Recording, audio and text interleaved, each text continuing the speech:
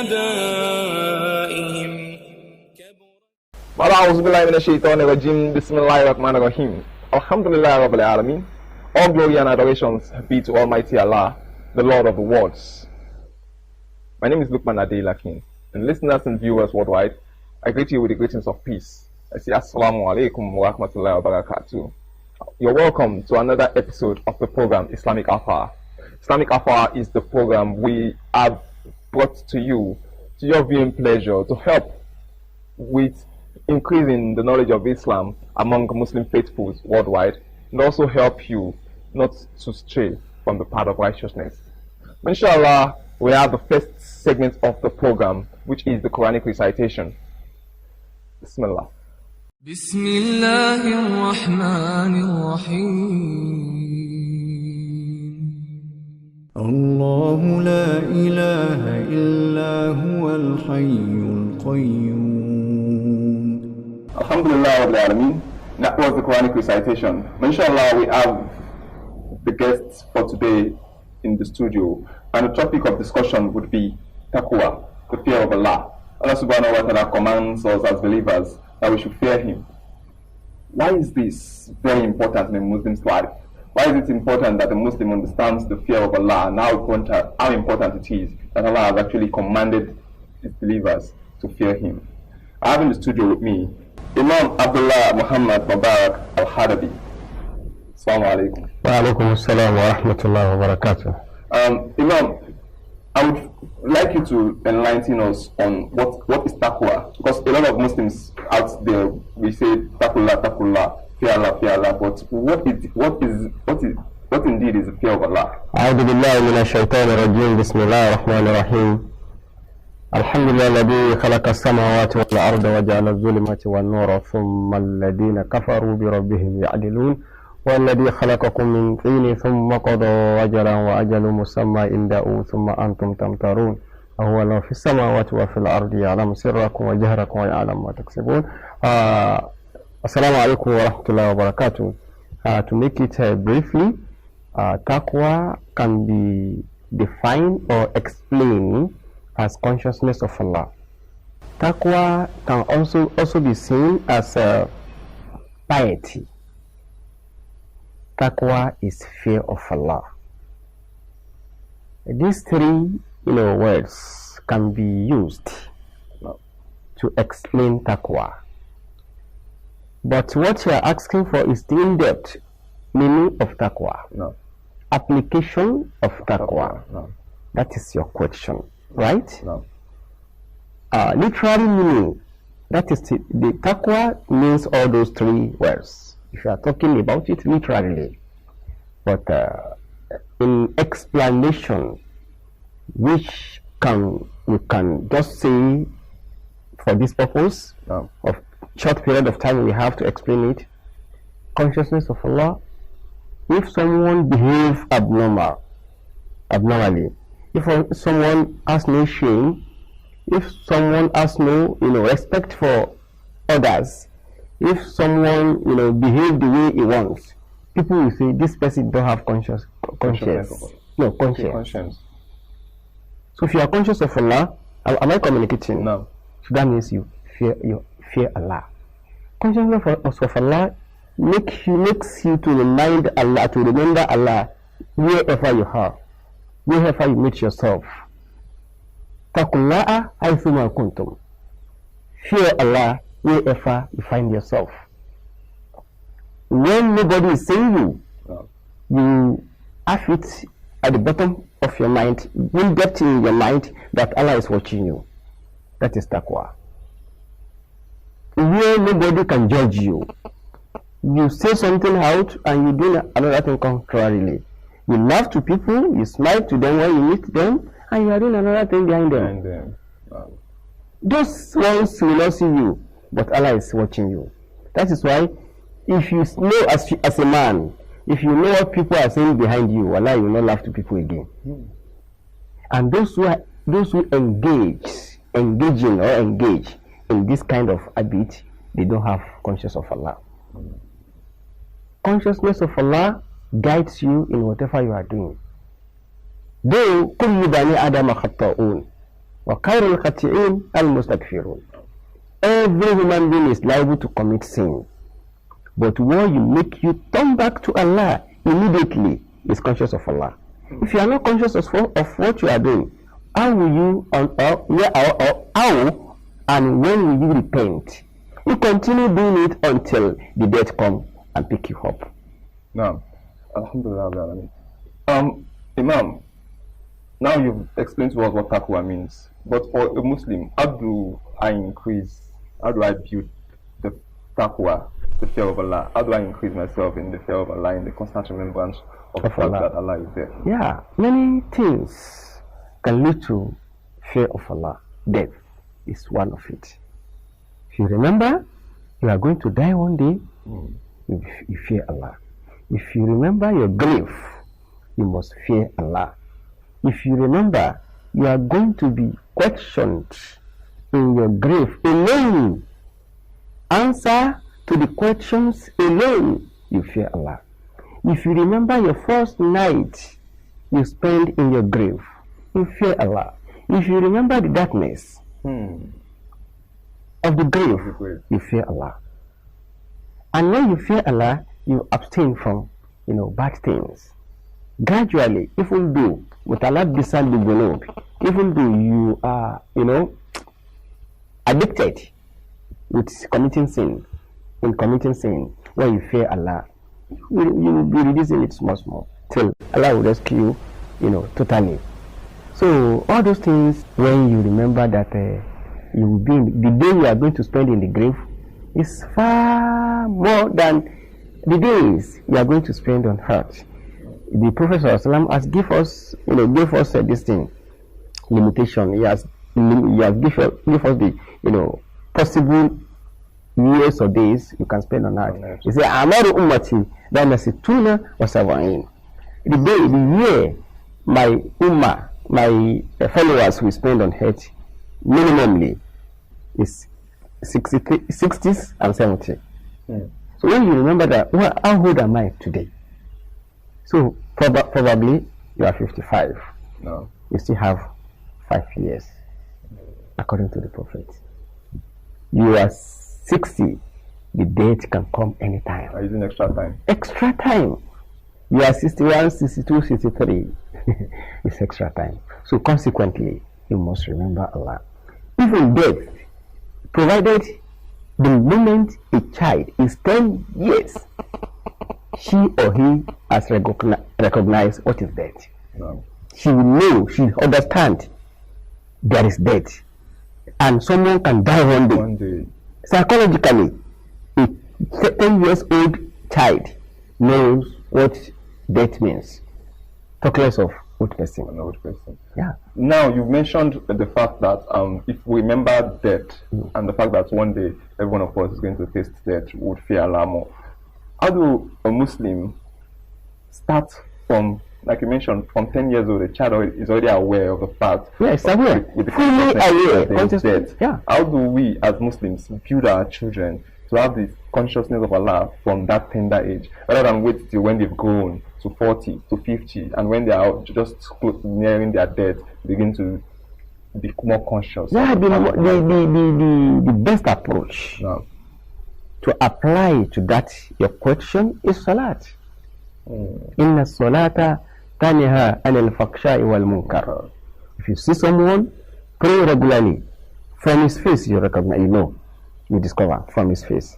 So she's not, some people say, Sina fi wujuhihim athari sujud. Al-Quran says, Sina fi wujuhihim athari sujud. The sign of mu'min is in their face. Some people think it's just a black spot. No. On the forehead. No. The Sina fi wujuh is in the eyes. Eyes that sujud, time to time, cannot be compared to the one that is not sujud. There is something special in sujud. When you pray regularly, your mind naturally will be connected with Allah. I discovered one boy, the video was viral at that time. One small boy, like 7 years, is the muazzin. If anybody call Azan in his absentia, when he's not around, he will cry. Oh. Nobody taught him. It's Allah. And do you know why? No. The parents have been taking him to the mosque. He has been watching how the Muazzin has been calling Salat. See this small boy of 7, 8 or 9. 7, higher 7 or 8. The video was so popular at that time. I don't know, maybe you have watched it. So this guy, this small boy, hijacked ladanship from Muazzin. If you call prayer, he will burst into cry. And Wallahi, as young as I wish I have that video. As young as he was, that time you see the sign of someone praying in his face. Inna salata taniya anil fakhsha'i wal munkar. And the Prophet ﷺ has applied, has give us way of handling this. He said, Nuru sallallahu alaihi wasallam. Nuru awladakum bis salat wa hum abna'u sab'i sinin. Ask your children to pray when they are 7 years old. وَدِرِبُوهُمْ عَلَيْهَا وَهُمْ أَبْنَاءُ عَشْرِ سِنِينَ. Beat them if they refuse to pray when they reach 10 years old. If you are, that is psychology. The Prophet is the best psychologist. He's the best teacher. He has method of teaching. He has what it takes to teach person and make him to understand. A child less than 10 years being beaten is like you're punishing him. That is, I said something before. A child of 10 years is aware of death. That means Balaga Ashudao. He has reached a peak maturity of sense. Reasoning. Are you getting it right? He has been reasoning. He has sense of reasoning. Since from 10 years. It's more on cradle. I mean, it's not more on cradle. So it's developing IQ and otherwise. So that is why the Prophet said, look at it now. I didn't even know that I'm going to quote this hadith before I said a child of 10 years is aware of death. And the Prophet said, beat your child if you refuse to pray at 10 years old. At 10 years old. That means it's this thing, the sense has been developing. No. So okay. So when you start training them right from that age, tender age, the thing will enter them. The consciousness of Allah will be there. I get it right? Because the more you are approaching Salat, the more Allah is closing to you. The more you are dropping bad things, the more you are, being, awareness of Allah is being, entering your mind. Consciousness of Allah will be entering your mind. Because if you don't, fear Allah, if there is no consciousness of Allah, you won't be punctual in prayer.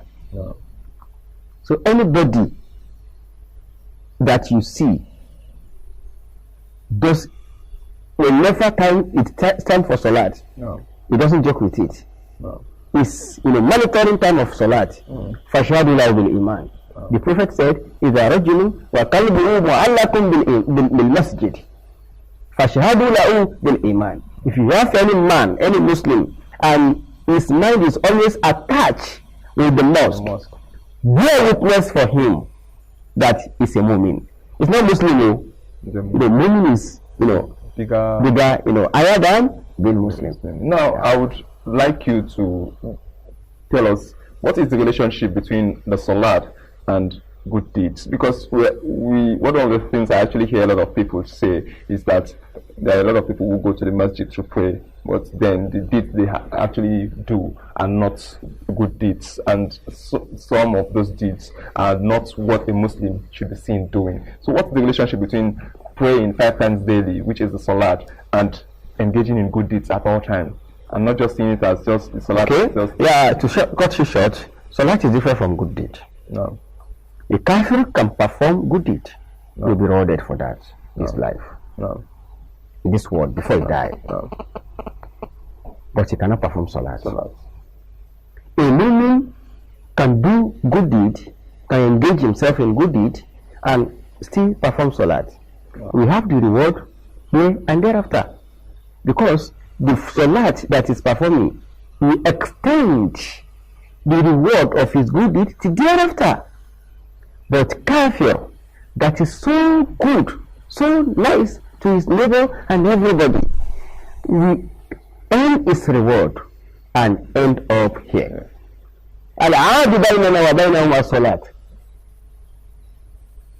The difference between us and them, which is unbeliever, is salat. No matter how good you are, and you are not performing salat, it takes you nowhere. But to round it up, if your good deed is very weak, it may weak the reward of your salat. Because there are some many things attached to acceptance of salat. If you don't have that quality, you may not have the reward fully for the salat you perform. But Allah will never deny you the reward of salat. No. When the Prophet is about to die, maybe I think remain 2 or 3 days, he say, Allah salat, Allah salat. Your salat is very important to you. He repeated it more than 3 or 7 times. There are so many other things, but this is why Allah created us. Allah created us for ibadah, to worship Him. وَمَا خَلَقْتُ الْجِنَّ وَالْإِنسَ إِلَّا لِيَعْبُدُونَ. I didn't create any human being and jinn for any other thing than to worship me. And worshiping Allah is mode of worshiping of Allah is salat. I understand that it is different for you to be born into Islam, and it's a different thing for you to also be a practicing Muslim, because we've seen a lot of people who are born into Islam, but they take the observing of salat as something that is secondary. They say, Allah sees my heart, Allah sees my heart, Allah sees my mind. How do such Muslims get their rewards for all of the deeds that they've done, for all of their good hearts that they've had, without performing the salat? And how can a Muslim help himself away from this mindset? See, this mindset is a shaitanic mindset. No. Whoever is saying that he needs to pray so very well and do isti'aza that the Almighty Allah separate him from shaitan. Even the Yoruba proverb used to say it that when you finish your prayers, you need to have, I can do my own now. So, and if anybody that is saying that, if you notice, he doesn't pray. Yeah, he doesn't give room for prayer. He said that so Allah assess only the heart, not your mind. I mean, not your deed. No. If your mind is not good, you cannot perform the deed. No. Someone that has no iman can never pray. No. Someone that has no iman can never pray. If your heart is blocked, that is when your physical, joint of your body cannot bow down for Allah. But if your heart is light and open, that is when you can prostrate for Allah. If you see someone praying, wallahi, if you still doing bad thing, just ask him to continue pray. One day he will drop it. During the life of the Prophet, that someone used to drink alcohol, so addicted. So he listened to the sermon from the Prophet. He now approached the Prophet himself. That guy, whenever he sees people praying, you see people go to the mosque. He likes to join them, but he drinks so much and he's addicted. And there is no how he can perform. He has so many bad things, so if he lies. The Prophet now said, okay, all these things you mentioned that you are doing, I just want you to drop one for me and be coming to the prayer, to the mosque. Just drop lie. You do zina, you drink alcohol, you do this, you do that. Continue. If you think you are addicted. But I just want to ask you for one, which is, please, I want you to stop lying. If you can stop lying, no problem. You come to the mosque. This man will come in the morning, pray, come in the afternoon, pray. The Prophet said, alright, my friend, Alpha, did you drink today? See, you'll be feeling ashamed to say, I drank. And he doesn't want to lie. He doesn't want to lie. Say, I drank. Okay. So the Prophet will pray for him. He got to a point he was ashamed of himself. That, it's only me. Now only me here. Every day, drink, and I want to pray. So whenever you remember, you go to the mosque, and the Prophet will ask him whether he drink or not, and he didn't want to lie. He left drinking. That is gradually. That is how this man left drinking, because he doesn't want to lie to the Prophet. So look at how invitation to the mosque has helped him. Drinking, being addicted with alcohol. See, this thing is very logical. Am I communicating? It's so very so logical. So even ila sabili rabbika bil hikmah wal ma'izat hasana. Whatever you are doing, you have to apply logic and method so that you can, gain people's heart. Alhamdulillah Rabbil Alameen. Imam, finally, I would like you to advise the Ummah on how important it is for them to have a fear of Allah going forward. If you fear Allah, your means of sustenance will be more open. If you fear Allah, you have good offspring, or your children, your generation will be good. If you fear Allah, you die, you end up well. If you fear Allah, your grave will be of, where you want to live. You prefer to be in your grave when you are there than what are you even waiting for on the earth? Wallah. Because of what you are going to meet there. And nothing can give you this except fear of Allah. Whatever you are doing, if you want to achieve your aim, Allah, fear Allah. Even knowledge, you know what Allah says. Wallahi, you don't need to drink wudu if you want to know, if you want to be knowledgeable. If you want to have knowledge of Allah. You don't need to be drinking something or hitting something or counting something. Allah says, "Taqullaha wa yu'allimukumullah." Fear Allah, and now Allah will teach you what you don't know. Once you fear Allah, wallahi, knowledge will be coming to you easily. If you see someone being knowledgeable, have wisdom, passing message, am I communicating? Is as the result of fear of Allah. Jazakallah khairan. We appreciate you, Imam. Viewers, listeners at home, we hope that you've been able to get a lot of knowledge from this episode of the program. It is the program Islamic Half Hour, and today we've been discussing the topic TAQWA, the fear of Allah. It is important that all Muslims fear Allah. We have the piety, the consciousness of the fact that wherever we are, even though nobody is watching us, Allah subhanahu wa ta'ala is watching us at all times. And I've been in the studio with Imam Abdullahi Muhammed Al-Hadabi. Jazakallah khairan. Alhamdulillah, we have come to the end of today's program, Islamic Half Hour. We appreciate you listeners and viewers worldwide for listening, for watching the program today, for investing your time on the program today. It is important that as Muslims we seek knowledge, and the program Islamic Half Hour is one of the ways in which we can learn about the religion of Islam. My name is Lukman Adelakin. So we'll come your way again, same time, same station next week. May Allah subhanahu wa ta'ala provide us with the means. Salam.